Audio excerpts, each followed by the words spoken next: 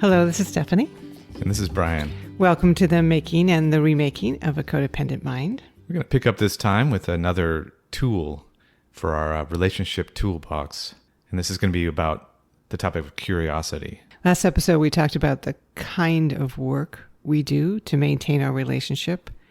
And we put that work into three categories. Work that's done in order to increase our knowledge and understanding of each other, of ourselves, and of the relationship. That's one category. And then another category was work that we do to stay connected to each other.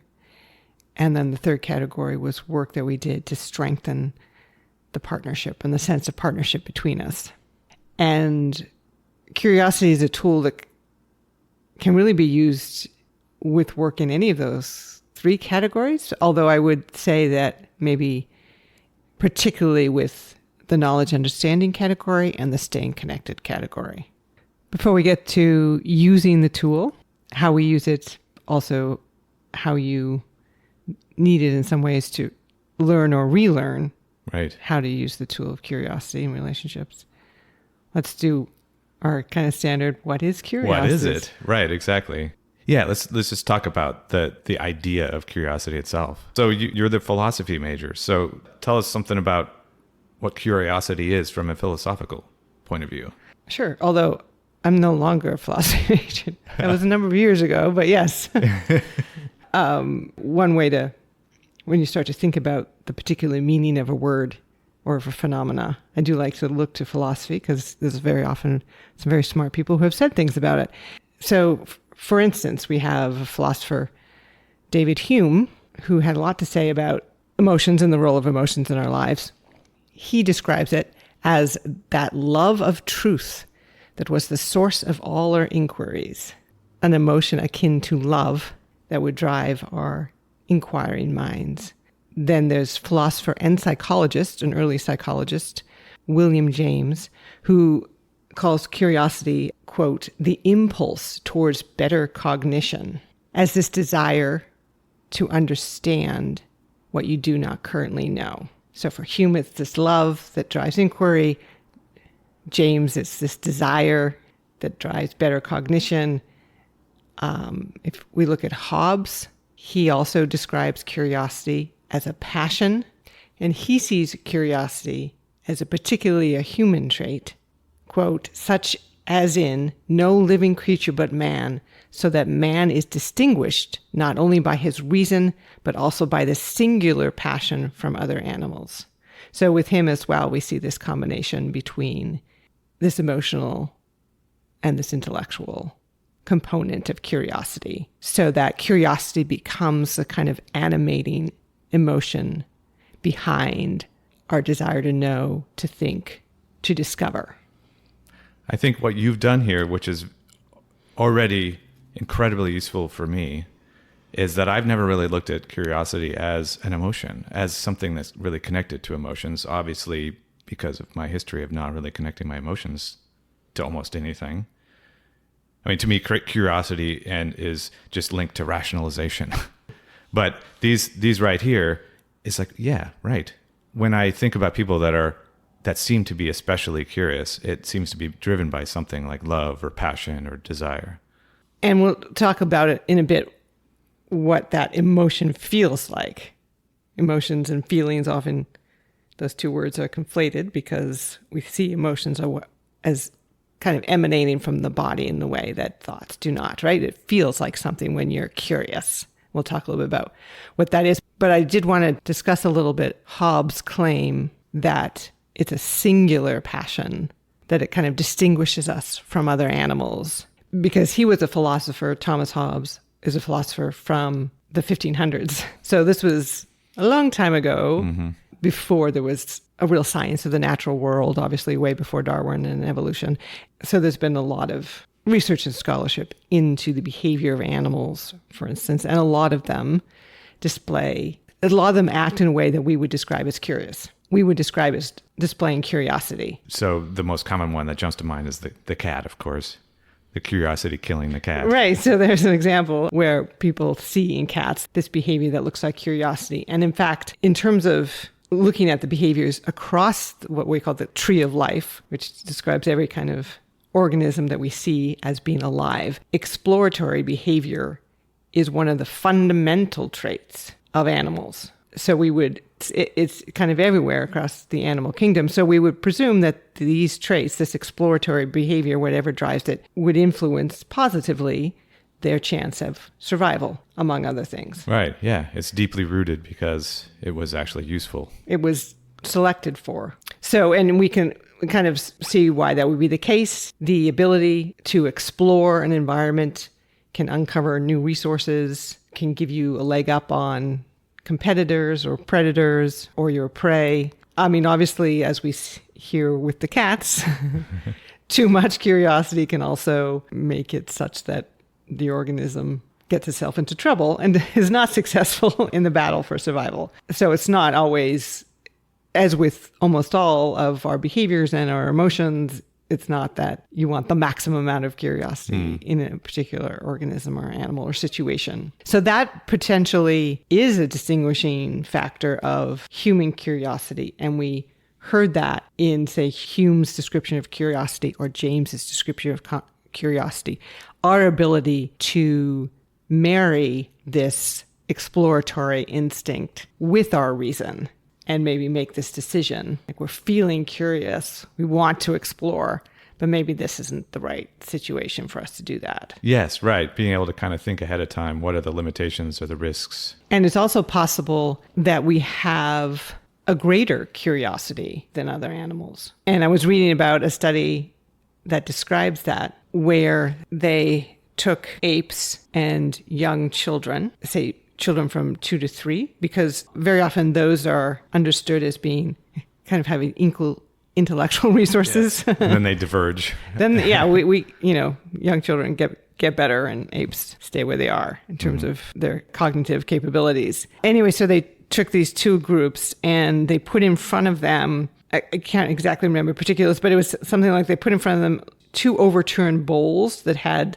something underneath. One of the bowls was transparent and one of them was opaque. So you couldn't see what was underneath. You didn't know what you were going to get. And apes always, 100%, went for the transparent. So they were not curious or curious enough to give up what they saw under that bowl for what might be under the second bowl, behind door number 2. Right, They never right. went for door number 2. Yeah. There was what was the TV game show that had that? Yeah, right. Yeah, was that Price is Right? No, No, it wasn't Price is Right. Older one, like Yeah, Let's Make a Deal. Let's Make a Deal, right? Where you were like, you can have this, or you can choose. Right, And you didn't door know. number 2, and then there's like So- a donkey or something. Yeah, or a car. Yeah, That was the right. thing, right? The babies or infants or small toddlers consistently or not infrequently chose the opaque. So they were curious. Yeah, sure. So they'll give up whatever they see under that bowl to see, but I really want to know, right? So it is perhaps, we're not the only ones that do exploratory behavior, but perhaps we are somewhat unique in the level of our desire to know and to be curious. And then also in our maybe ability to use our reason to decide whether that's advantageous to us. I really like that this is children that we're talking about. So this is something that is just, it's Baked in. it's pretty much baked in, right? We come out that way. I'm sure to various degrees. I mean, you're going to see some children, even very young children, who are more comfortable engaging in exploratory behavior or curious behavior than others. So in the literature of evolution of curiosity, it is not only tied to our, that being humans, capacity to learn. We're really learning machines, and that the curiosity is an important component of that desire to get out and know. Then we bring it back to ourselves and then are able to incorporate it at a level that other animals are not so much able to incorporate what we've learned. It also is described as being connected to our deep sense of attachment to each other, which is also somewhat unique. I mean, you see that in other animals, especially the animals that are closer to us in the evolutionary tree. But our pair bonds, our bonds with our immediate family and our extended family, our social and community bonds are very strong. And social curiosity can really facilitate that and facilitate cooperation and the sharing of knowledge. Right. Okay. Which has been so critical to human communities and their evolution. Yeah. So wanting to know things about your neighbor or your father or wanting to know about the people around you as much as you want to know about yourself. And then wanting to know about the world and bringing that back and sharing it with those people as well, so that everyone's environment is enriched. And it strikes me the way we're talking about curiosity is kind of similar to how we talked about empathy. Empathy is thought of as an emotion, something that we feel, but it has this cognitive component. It also requires the ability to imagine what other people's experiences are like, what they're going through. And then it has this action component, right, where we expect an action to come out of that. And in that episode, we talked about the way that your empathy was blunted by your childhood experiences. Would you say that it's fair to say that similar thing happened with curiosity? Yeah, right. I mean, it's a similar thing with pretty much every emotion. And I can point to specific things about each of them that are a little different, but it's all kind of coming from the same experiences, more or less. In my case, with curiosity, big examples that jump into my head that would have gone all the way back to the beginning would be, we're talking about children. This is something that children do. They ask a lot of questions. They don't know what the things around them are, and they're asking their caregivers questions. What is this? And I remember asking my dad a lot of questions, and if he didn't have a very ready or very quick response, he would get frustrated in himself, and then immediately turn that frustration on me for making him frustrated. More or less is kind of what it seemed like. I don't know. I don't know the answer to that. So he gets flustered and gets angry, and then starts sort of lashes out and blames me for feeling that frustration, in that I'm argumentative, I'm asking too many questions, things like that. So I'm being told to not be curious. So it's an explicit example of the way your curiosity was blunted, discouraged. Yeah, so that's one piece, and then I carry that out. And then, of course, the friendship G that we talk about, it was very risky to be curious, really, in any way. I didn't feel safe knowing what was going on with him. I just needed to do what it was I thought I was expected to do. So I let him tell me what that was.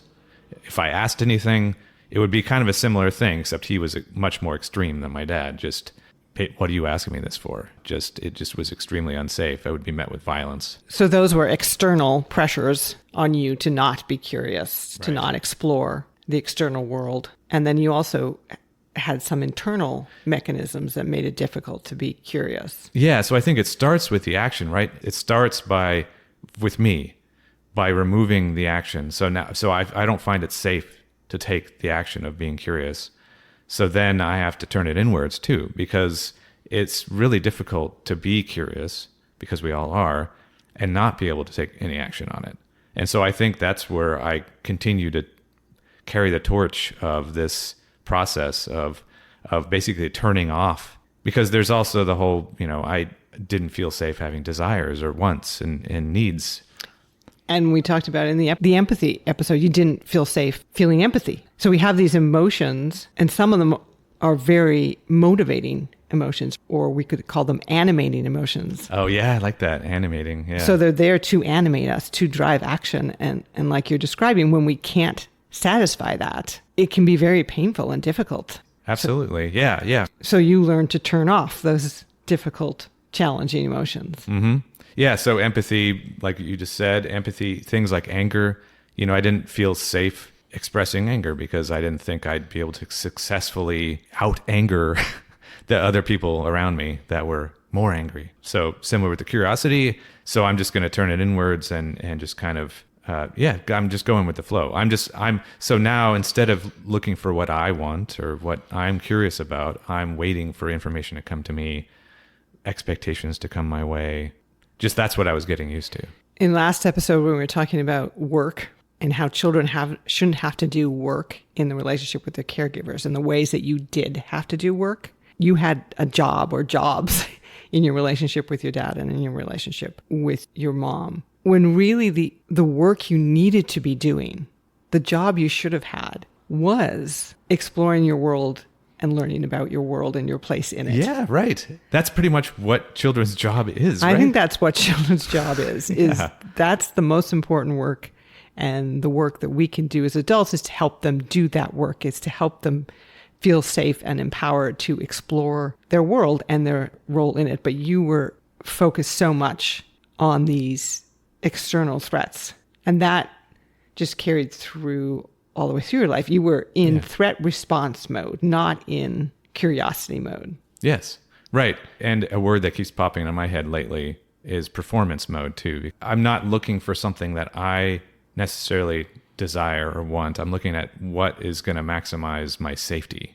So, this, like we've mentioned before, like playing piano or something, maybe you should try taking piano. Okay, you're suggesting this, I'll do it. And I didn't realize partially that I didn't enjoy it, but I just kept at it because this is a want that someone, or this is a desire that someone told me I should have. But this is a desire that someone else had for you. So you just would substitute in. So you weren't animated by your own curiosity about music or playing the piano, by any sense of playfulness or play or creativity. It was performance for you. And it was about performing to neutralize the threat of someone being disappointed if you didn't. Right. Not even, but also it's kind of an interesting situation to think about too, because my mom didn't necessarily give me any reason to be afraid to say, I don't like this. But I already assumed, based on my wider experiences, that it was just unsafe in general with everyone. So, you mentioned, what is the feeling of curiosity? What does it feel like? So you mentioned one side of it. If it's unresolved or unresolvable, it can feel painful. Yeah. What's an example? Well, I think actually it's easier if we make analogies. So I would say it's similar to having an itch you cannot scratch. I mean, that's the physical analogy, which I think actually is very similar. I think also we were talking the other day about recognizing people, but not knowing who they were, how that worked. Yeah. So I think being curious about something that you can't resolve is similar to trying to remember something that you know. Oh, yeah. Huh. I hate that feeling. Don't It's you hate just that annoying. feeling? Yeah, I mean, you can keep you up at night, literally. Like, who was that actress in that movie? I know that person. Right. Thank God we have the internet now. I know, right? That can be a very unpleasant feeling. Yeah. And right. same thing with curiosity. So, I mean, it's a little different if I'm super curious to know that, but I know if I try to figure that out, like it's not gonna go well, and deciding to kind of put it out of your mind. But that's still hard to do. It is, yeah. Your child is rife with examples, as you're describing it, of feeling some level of emotional pain and not knowing how to process it or manage it. So just disassociating, depressing those emotions, compartmentalizing those emotions. And then, of course, the whole cascade, which we talked about extensively in season 1 and season 2, what happens to all of the emotions, that they all get depressed, and they all get compartmentalized, they all get confusing, and none of them are accessible or understandable. Right. That's the one component, is you experience the pain of feeling curious without thinking that because you had this lack of agency, this powerlessness feeling, that you could resolve it. And then, so I'm not going to feel curious at all. Right. It's difficult to inhabit that feeling for very long. So yeah, I had to come up with strategies to not feel that. But you were also denied the pleasure of curiosity, which is the pleasure of discovery, which is the pleasure you get. I mean, there's pleasure when you finally remember that thing that remember the actress's name that you couldn't remember. But I think the pleasure that curiosity can afford is even greater than that, when it can just open up this whole new world. Right.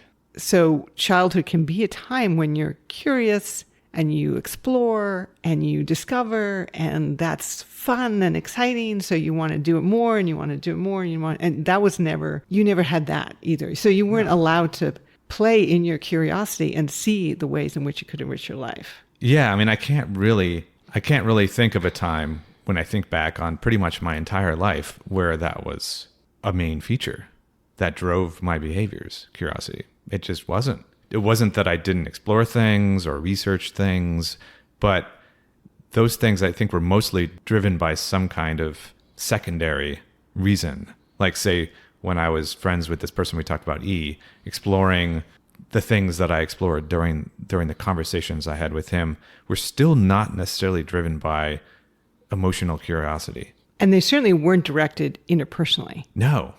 Right. So if you had any curiosity about topics or something, they were never interpersonal. It was never other people, and it was never really about yourself. No, and I came up with reasons and excuses for that. I felt as though I had kind of disdain for people who just, I kind of lumped everyone who talked about other people at all in any way as gossipers or something like that. Or that's all they can talk about is other people, because I didn't feel the ability to. And you didn't really understand what they were doing. No, I didn't. Right. So you had this kind of defensive or passive posture rather than an active posture, particularly in interpersonal situations? Kind of across the board. It's much safer to say just research the music industry or something. So yeah, even in that friendship I was talking about, the way that we talked to each other was mostly just exchanging information, but waiting for the other person to provide information. So it wouldn't be like, tell me what you're feeling. You seem sad today. Like, why is that? It's not seeking information and emotional information on the other person. It's kind of waiting for the other person to say something. And you felt that you were across the board that way as well. Yes. Like that's how you approached the world, is you waited for information. Yeah. But you would be told the information. Very minimal. Like, I can even think of when I finally got into news or something. It's just like easy enough to just turn on the news and have them give me information. Or say the Facebook era of just scrolling and like, oh, there's a headline. I'm not even going to read the article. I'll read this headline. There, I'm getting my news. So you were kind of like the ape and the transparent bowl. Yes. You just went for the transparent bowl. For sure, yeah. Every time, like what was just right in front of you, you took it, but there was no, maybe there's something over here. If I look to the right slightly, maybe there's something else. Well, it's kind of interesting to think of the bowl idea, because I probably turned over the opaque bowl in the early days, and then I got my hand slapped for it, and then I was like, okay, well, or there was a monster underneath. Yeah, right. Yeah, sure. Right. Never do that again. Mm-hmm. This led into your romantic relationships to what seemed to me an extreme lack of curiosity. Meaning, when I met you and would ask you questions about RJ, because I was curious. Yeah. You seem to know almost nothing about them. Yeah, that's right. I know. Sometimes you would say, oh yeah, she told me this about her childhood, or she said this about her previous marriage. And I'd be like, what? Yeah. Tell me more. Like, I don't know. Yeah. And in both cases, it was very rare that I did get that kind of information. But, as I've said, I got this information. This was given to me because of however the conversation was going or something. I was never asking. Yeah. So do you remember asking them anything about their previous relationship or their previous sexual relationships or their family life? No. No. In a lot of cases, I actively didn't want to know. Not only did it feel unsafe for me to ask those kind of questions, in a lot of cases, I could almost feel, unconsciously mostly, that it was unsafe to even know these things. Like, so not only was it unsafe to ask, it was unsafe to know these things. Part of me can tell that I need it to be like this. And then it was the same thing in that friendship before too. Like, I can't ask him how he's feeling because I think he's going to say I'm depressed. And then what do we do about it? And similarly, not asking questions about yourself. Right. You had this way of responding often to my questions, particularly when I would ask you questions about things that were confusing to me about, say, your relationship with Jay, because that was the most pressing one at the time. And you would respond. Do you know what I'm going to say? Yeah, I do. How would you respond? Well, who knows? That's right. It's just there's no way to know that. Right. That's either like that exact phrase, who knows, or something similar, just kind of dismissing it. And these were not what's the meaning of life questions. No. These were not, to my mind, these were knowable things to my mind. Like these were things that some of them you would just assume that people would know. Like they would, because I was asking about your relationship. Yeah, right. My relationship or like my behavior, why I behaved a certain way. Why'd you do that? Who knows? Sometimes even was, why does she do that? Which, is a little more removed, but still, like, you were married to this person. Right? Like, you should have some sense. Right. I could at least venture a guess. I could, so rather than saying who knows, I could have at least said, I don't know. I could, let me think about that. I could. Right. Well, and also someone knew. Yeah, right. Again, these aren't meaning of life questions. Yeah, who knows? Well, there is someone, right, that knows, and we could, if you're not the person, then you could ask the person that knows, etc. I never developed the habit. I never developed the skill, whatever you want to call it, of the animating part of curiosity. So by the time I got there, it didn't feel all that foreign to me. I was especially afraid of my curiosity during those relationships, but it was very easy for me at that point to just, all right, well, I'm already used to just waiting for directions from people and waiting for information to come to me. So this is not that much of a leap. I didn't like go from being this super curious person and then having to shove it all in a box. Right. You had your emotional suppression skills down. Mm-hmm. Yeah, right? yeah. And that was one that was suppressed very early on. So kind of like we described, not developed, not allowed to flourish, and then actively suppressed. Yeah. Both of those things are happening. So this was a little bit problematic for us. I think in the beginning, and we've talked about our beginning, which was great. Fell in love, super exciting. It's like super exciting time. But I think when we started getting to the point when we needed to translate that exciting being in love feeling to actual intimacy. And we had an episode on intimacy a while ago now. Yeah, that was a while back. So season three or four? Maybe? Or four? Yeah. Season 4, I think. I'll link to it. And we kind of, I think, just mentioned this difference between feeling like you know each other early on. Sure. It just feels like you've known this person forever and souls are meeting across time and space. But then translating that to actual knowing and the way in which that involves self-knowledge and also real knowledge of the other person. Well, if you're not practiced in being curious about yourself or another person, that's a little difficult. So this is the whole deepening the connection piece, the way that curiosity is a tool from turning like more superficial, even though they're exciting and feel incredible, relationships into a more deep and intimate relationship. Curiosity is a big tool for that. And so that was an issue for us. It took a while to surface.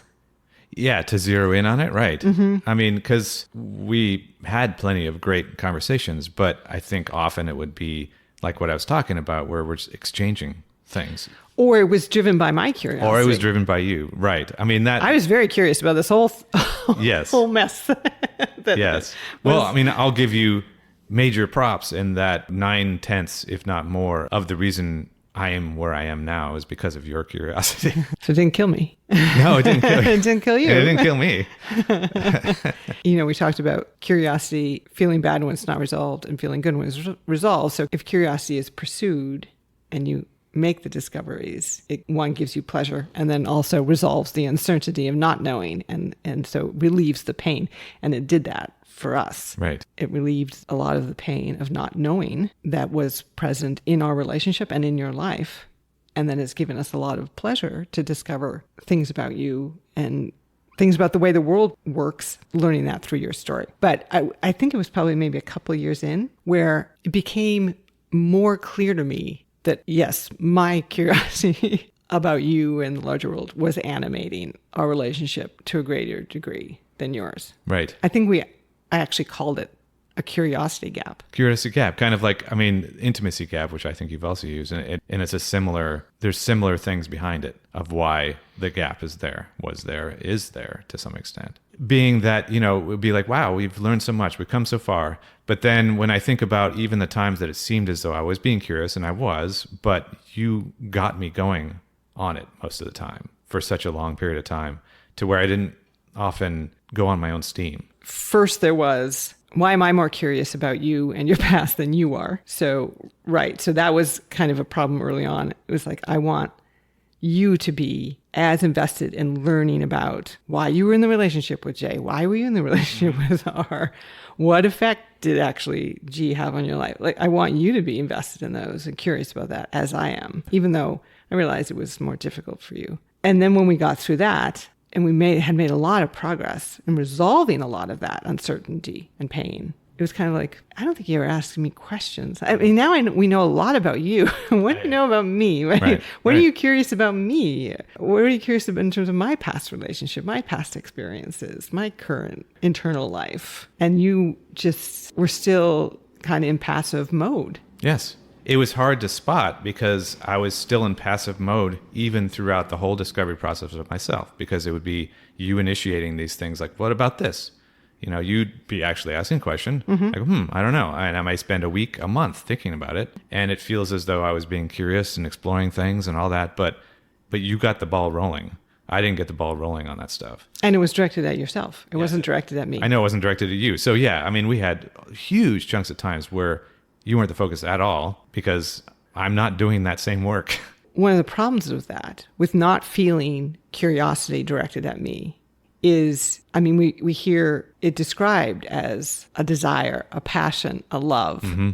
That's one way to express that. To express your desire, your passion, or love for someone is to be curious about them. Yeah. And to direct curiosity at them. So that you not directing curiosity at me means that I'm not feeling the love. Yeah. Like, you say you desire me, you have a passion for me, then why aren't you interested in me, right? Like, why don't you want to know me? You don't seem to be demonstrating a love or a desire or a passion, because this is one very easy thing to point to that would be evidence of that. It reminds me of a similar thing we went through with emotions, where I was like, I feel these emotions, but I have the hardest time expressing them outwardly. The curiosity thing was a similar thing. And I think when it came to feeling and expressing my emotions, that one was especially urgent. And that was one that I addressed earlier on, because that was causing some major issues. But then this is all part of a package. But I never still struggled to tap in to what the curiosity emotion felt like. Kind of similar to empathy too, was sort of has been kind of a late blooming one for me. The thing is I could tell internally that I was completely fascinated by you and wanted to know about you, but I didn't know how to express that. And I didn't even know that I didn't know how to express that. It's this like kind of, there was like more than one level of this than just like, oh, I'm curious, I really want to know X, but I'm too afraid to ask it or something. Like I had this kind of gatekeeper that is just so accustomed to you. So you tell me something, okay, that's fascinating. Yes, that's great. I'm getting some good information here. But for whatever reason, I could not internalize that curiosity as coming from myself. And you couldn't translate that into exploratory behavior. Yes. I mean, it's almost like you see a nail, you want to drive that nail into the wood, and there's a hammer there, but you're like, what? I don't. Yeah, how do these go together? Do these go together? Do these go together? Am I allowed to pick this hammer up? And the whole act of picking up the hammer and hitting the nail is just kind of foreign and frightening. And right. So this is, again, curiosity is this tool, and you trying to relearn how to use it in your life. And the way we started maybe wasn't ideal, because I would be kind of, I would say, I think there's this curiosity gap. You don't really ask me questions. I don't really feel an interest being directed at me. And you would say some version of what you just said. Yeah. And I'd be like, okay, well, ask me a question. Right. Oh, man. Like, if you're so interested, then just ask me a question. That seemed to me a pretty easy ask. It wasn't meant to be performed for me. It was meant, I need to feel that from you. Mm-hmm. Like, I'm feeling undesired. Can you express interest in me? That would help me. But you took it. I took it as perform for me. Yeah. And this is the big, huge problem. And this performance thing has not completely died with me. And this is something like a thread that I've really started to notice and recognize, is making it a mission to really, really get to the motivational root. And the motivational root being actual emotions. The motivational root of any particular behavior. Right. So I know that humans are motivated, curiosity can and does be motivated by passion and desire and love. But for me, curiosity, for whatever reason, was motivated by fear and shame and what I'm looking for, what needs to be expected of me, or I need to satisfy something. You mean curious behavior was motivated by that? Yeah, the behavior of curiosity. But then there's the second layer of it for me, which is like, how do I clean that up in my mind, that is that my behavior seems to be motivated by fear. Well, it's also, I need to stunt it internally. So you ask me a question, or there's lots of other examples of that where you just ask a simple, another one being like, play some music or something, and then suddenly there's this sea of music and I can't even zero in on one artist or song or anything, and it's just a blank. My mind is blank. And it's a similar thing. Ask me a question. Well, geez, that could be anything. I could, wow, all right, I can ask you anything. Well, I can't even think of anything at all. Like, my mind just is completely blank. And then, you're just like, wow, all right. I guess you're not curious at all. There's not one thing you want to know about me, right? Nothing. So, that didn't go particularly well for quite a while. Yeah. Although you did, one strategy you did to try to, I guess, address this situation or kind of reconnect to curiosity is you kind of did the fake it till you make it thing, which actually didn't really work out that well. No, I know. So I think you kind of went back to your old toolkit and did the thing where you came up with a list of questions that people may ask someone. And then you would ask me those, which I guess is better than nothing. And it did lead to some good conversations, but it also sometimes made me feel bad because it made me feel like you were treating this like a homework assignment. Yeah, right. Because it was not animated by your own curiosity, animated by your desire to know me and your understanding of me as a separate person worth knowing. So that's really the work that you needed to do, was to reconnect to your emotions, the emotions around curiosity. And that's the work that you're still doing. I'm still doing, yes. This is not, this is one, we're doing an episode on this, but I'm in no way good at this yet. This is a very much a work in progress. And maybe we'll do another episode 6 months from now or something where we talk, because I have ideas of ways to just kind of generally get myself motivated by my own desire for curiosity, which is a huge shift. It doesn't sound like it should be, but this gatekeeper's been there for a really long time. This gatekeeper that says that I don't have the right, or it's too something. It's too scary. I may uncover shame. I may uncover expectations. I may disagree with someone, and then what do I do? And there's too much. Something bad might happen if I even think about being curious. A reason that I think it's such important work, we both think it is, we've talked about it a lot, is near the beginnings of a relationship, curiosity is really important to translate, to move into real intimacy. But then in the long middle years, it's really critical for staying connected. Yes, right. To the work of staying connected, because it is an expression of desire and passion, and regularly engaging in it, I think, goes a long way in keeping that passion and desire at the heart of the connection. You stop being curious about the other person when you start to think you know everything there is to know. Right. Then it veers into enmeshment. You just kind of plaster together. Mm-hmm. But like the construct that we talked about in season 4 or 5, I don't know, can't keep track anymore. The me, you, us. That there's 3 elements to this relationship. There's me as a separate autonomous person. There's you as a separate autonomous person in the relationship that we share. And if we continue to be separate people who are choosing to come together out of desire, there's always going to be something to discover about the other person. You can never fully know yourself, but you can really never fully know someone else because, first of all, they're always changing. No, right. It changes. Things change. I don't know everything about myself now. So, and then what I do learn may just change too. So the minute you stop being curious is also when you start taking the other person for granted. There's nothing else I need to know. And then when you come across a change, often there's resentment. It's like, how dare this person change? They always liked this. Or they always did this. Right. It's like, well, you weren't curious about the person. How do you know it? Uh-huh. You can't expect someone to be the same person and have the same relationship with you for 20, 30, 40 years. Like, if you're going to stay connected, you have to be curious about each other. Yeah, we've talked about this before too, that the idea of suddenly waking up one day and being completely disconnected sounds hard to imagine because of the fact that we talk every single day. We work on this connection. But I could see how that would happen if you're just kind of resting on this knowledge that you think you have of the other person and of yourself, and you're not exercising any curiosity at all other than what did you do today? Some like logistical curiosity or something.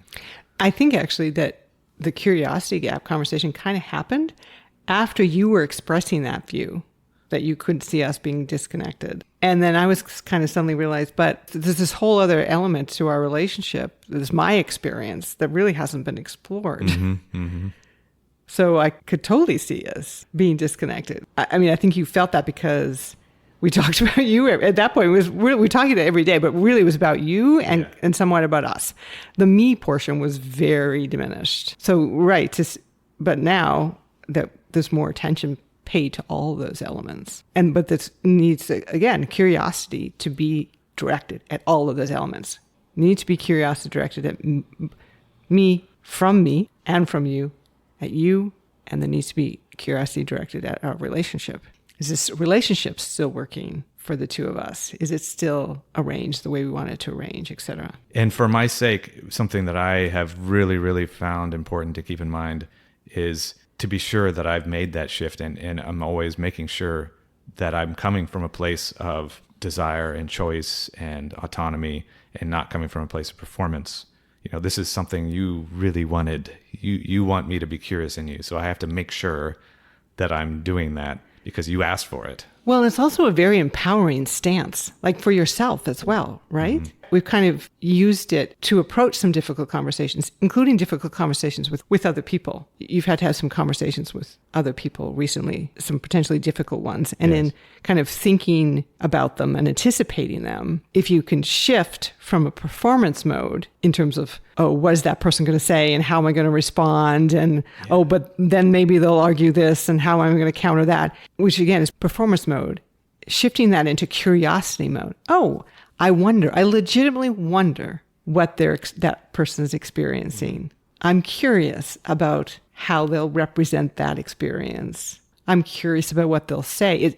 I think it's a much more empowering way to approach the world. Yes, and it's much easier to have empathy be involved in that too. The two really play off each other. Because when I'm in that performance mode, I'm really not thinking about the other person. I'm thinking about how they're going to be talking to me and how I'm going to perform. And then how is it going to be left? Will it be a success? So similarly in conversations with us, if we're having maybe a difficult conversation or a conversation where we're at odds, if we can shift from, okay, I'm responding to this other person as if they're a threat or we're in conflict. What if I respond with curiosity? What if I try to change my orientation and respond, ask questions driven by my own curiosity rather than, say, asking questions to trap them or asking questions to confuse them or to make your point. Or if you're going on a date, on a lean startup methodology episode, treating dating as an experiment to test hypotheses about whether this is a person in a relationship that you want to be in. Again, going into those social environments, those dating environments, not with performance mode, not I'm going to perform and they're going to perform. I'm going to measure performances, but with curiosity. This is an opportunity to discover another person. Right. And I think, once again, that's something that, I fell into all the performance traps. And that seems to be a pretty common thing that I think happened to people. They fall into that trap and they forget why it is they're even interacting with people. Because exploratory behavior, again, has been evolutionarily advantageous to us for millions of years. And there is absolutely advantage to being a curious person because information is the currency of evolution. I like that. The more information you get, the better you're going to be able to navigate the world. So when you're, when we talked about that extensively, when you shut down your emotions, how you're shutting down such a huge source of information about the world. And definitely curiosity, when you shut off curiosity, you're shutting off this avenue to go out into the world and gather information. Because there's no winners and losers with curiosity, unless, it kills the cat, then the cat's losing. Sure. You can still I'm make not mistakes. saying unbridled, you Right. still need to make good decisions. Don't go on a date with a serial killer, obviously. But the extremes aside, there's no winning and losing in curiosity. You always get information. Yeah, right. That you can use to make your life better and that you can use to make your relationship better. Mm-hmm. Mm-hmm. And not exploring curiosity has the opposite effect. You can go years and just get into this trench that becomes really difficult to get out of. So I'm finding more and more every day how much better it is being out of this trench and having this whole horizon of life available to me. It's a big, wide, wonderful world. Yeah. So that's our thoughts on curiosity and this ongoing shift that I'm trying to get myself to really harness. And we are curious, legit, on how you, the listener, have experienced curiosity in your life. Does this resonate with you? Have you struggled with exploring your inner and outer worlds? And let us know. You can leave a comment on Spotify, on some of the platforms, or of course you can reach us on Facebook and on Instagram and via email at codependentmind@gmail.com. Thank you.